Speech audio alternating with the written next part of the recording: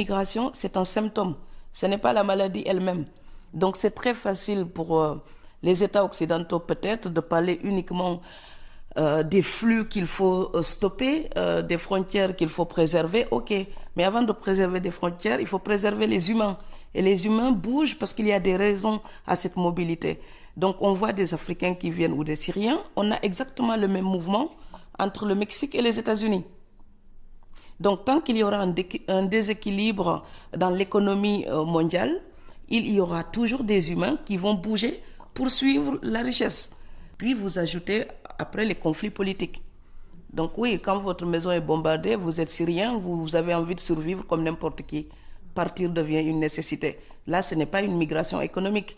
Donc voilà, ça, ces personnes-là sont protégées normalement par la Convention de Genève relative à l'asile politique.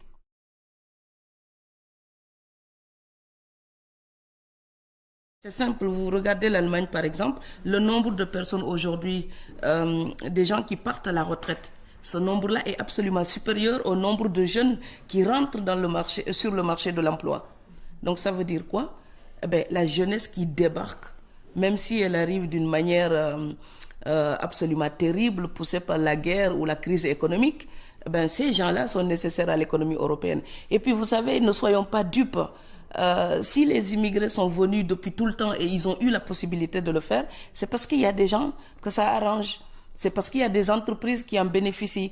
Donc ce serait aussi bien de faire la balance économique entre ce que les immigrés coûtent à l'Europe et ce que les immigrés rapportent à l'Europe. Voilà, parce que quand les gens travaillent, ils payent des impôts. Vous savez, même un immigré qui ne travaille pas, quand il va acheter son pain, il contribue dans l'économie.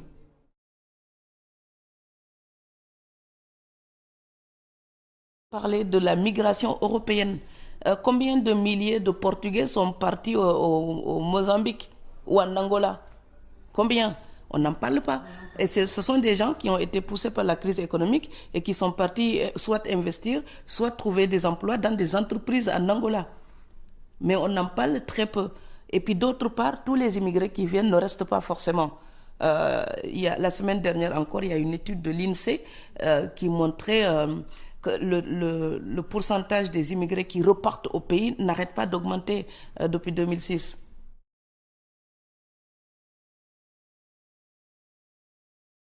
L'immigré, c'est celui qui part pour des raisons économiques ou politiques et veut travailler et revenir investir ou peu importe, améliorer son destin par ce biais-là. Et c'est pour ça que je m'insurge toujours contre les termes immigrés de première génération, de deuxième génération ou troisième génération. C'est un non-sens linguistique. Le français est très précis. L'immigré, c'est celui qui débarque avec sa petite valise et qui a quitté une terre d'origine pour une nouvelle terre. Une fois installés, les enfants auxquels l'immigré donne naissance, ces enfants-là ne peuvent absolument pas hériter de ce statut puisque eux, ils n'ont quitté aucun territoire. On ne peut pas rester étranger à durée indéterminée.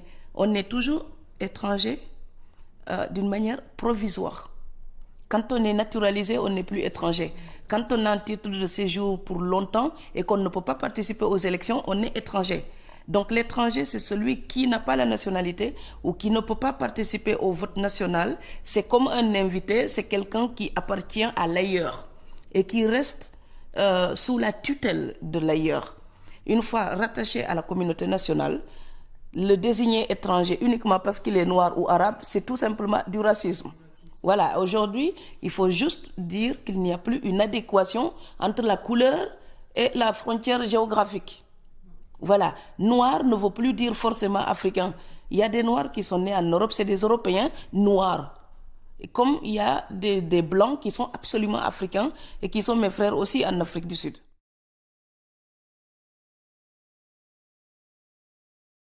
L'article 13 de la Déclaration universelle des droits de l'homme, tout individu a le droit de choisir librement sa résidence à l'intérieur d'un État. Ok? Ok. Et tout individu, l'alinéa 2, tout individu a le droit de quitter tout pays, y compris le sien, mais aussi le droit de revenir. Il y a toutes sortes de retours, comme il y a toutes sortes d'immigration. Les migrants que nous rencontrons ne viennent pas tous pour les mêmes raisons. Mais de la même manière, les gens qui retournent au pays n'arrivent pas toujours dans les mêmes conditions. Vous savez, on a aussi certains de nos parents qui économisent pendant toute une vie pour construire l'immense maison au pays avec la piscine. Puis quand ils ont la retraite, ils y retournent et 5 ans après, ils meurent. C'est tragique. Mais parce qu'ils n'ont pas pris le temps de vivre. Et parce que les emplois qu'ils occupent ici sont tellement durs que ces emplois les détruisent. Donc oui, ils se disent à la retraite, je vais commencer à vivre. Non, c'est qu'à la retraite, on a déjà quasiment fini sa vie. On appartient à la terre où on est. Quand on vit en Europe, il faut se mettre dans de bonnes conditions et vivre en tant que citoyen européen normal. En Afrique, les choses évoluent. Donc les gens qui sont là-bas se battent, organisent une société qui progresse, qui change. Parfois, l'Afrique que vous retrouvez ne correspond pas du tout à l'Afrique que vous aviez quittée.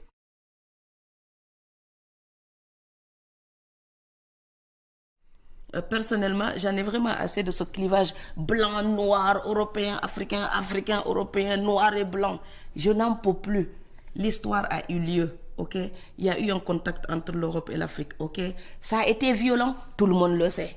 Passer le reste des siècles à venir à le répéter ne changera strictement rien. Donc maintenant, pour moi, ce qui serait utile, c'est de dire, ok, on a un passé commun avec des choses négatives. Maintenant, imaginons des choses positives entre nous aujourd'hui. Donc, il faut que l'Afrique perde son complexe d'infériorité, son complexe colonial, et commence à regarder l'Europe comme un partenaire de négociation d'égal à égal. Et il faut que les Européens perdent leur complexe colonial aussi, leur complexe de supériorité. Donc voilà, et quand ils nous regardent, c'est pas l'Africain, c'est mon semblable être humain qui a les mêmes droits que moi. Donc il faut qu'ils arrêtent d'exploiter l'Afrique et de nous donner les restes de ce qu'ils nous prennent et nous vendre ça comme de l'aide humanitaire. Donc voilà, il y a des complexes des deux côtés. L'Afrique, le complexe d'infériorité, l'Europe, le complexe de supériorité. Et alors, aller faire de l'aide humanitaire en Afrique, vous savez, quand les Européens viennent investir en Afrique, ils appellent ça de l'aide au développement. Mais ils viennent gagner de l'argent, c'est tout bêtement et cyniquement du business. Donc il faut juste qu'ils soient assez intègres pour dire on fait des affaires avec les Africains. Et puis il faut que les Africains aussi arrêtent de se lamenter sur leur sort. Ah, la colonisation, je suis désolé. Maintenant, quand quelqu'un détourne des milliards de son pays, ce n'est pas la colonisation. Voilà, ce sont les défaillances des dirigeants africains d'aujourd'hui. Et il faut arrêter de se dédouaner à bon compte. Voilà, pour se regarder maintenant d'égal à égal et réclamer un monde meilleur et pacifiste. Voilà, sans le racisme. Parce que voilà, les populistes européens là, je pense qu'en fait, ils mangent un peu trop de tabasco et ils deviennent de plus en plus stupides et moi aussi, j'en peux plus.